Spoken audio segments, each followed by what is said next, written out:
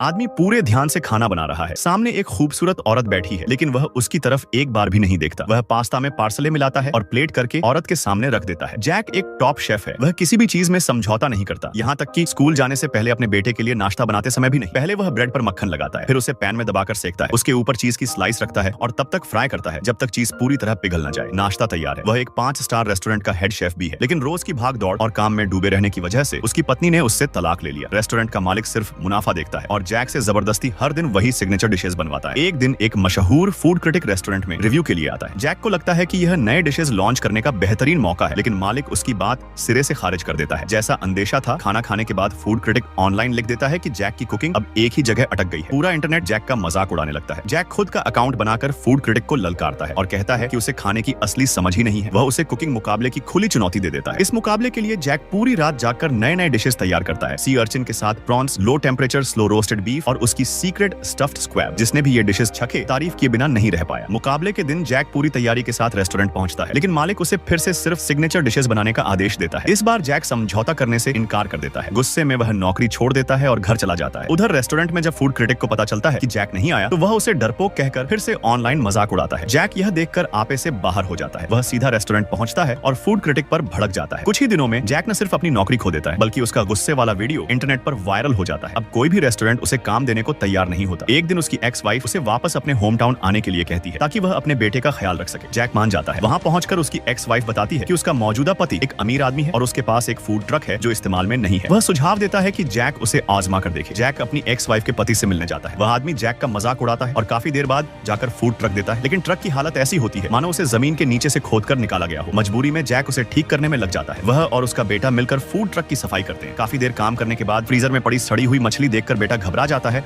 और काम करने से मना कर देता है। जैक गुस्से में आ जाता है और उसे बहुत नाजुक कह देता है। दोनों के बीच जोरदार झगड़ा हो जाता है, लेकिन उसी शाम दोनों के बीच सुलह हो जाती है। यह पहला मौका था जब बाप बेटा इतने लंबे समय तक साथ रहे थे। जब जैक के पुराने असिस्टेंट को पता चलता है कि वह फूड ट्रक शुरू कर रहा है, तो वह अपनी नौकरी छोड़कर उसकी मदद करने आ जाता है। कुछ ही समय में फूड ट्रक पूरी तरह तैयार हो जाता है। एक नई यात्रा की शुरुआत होने वाली थी।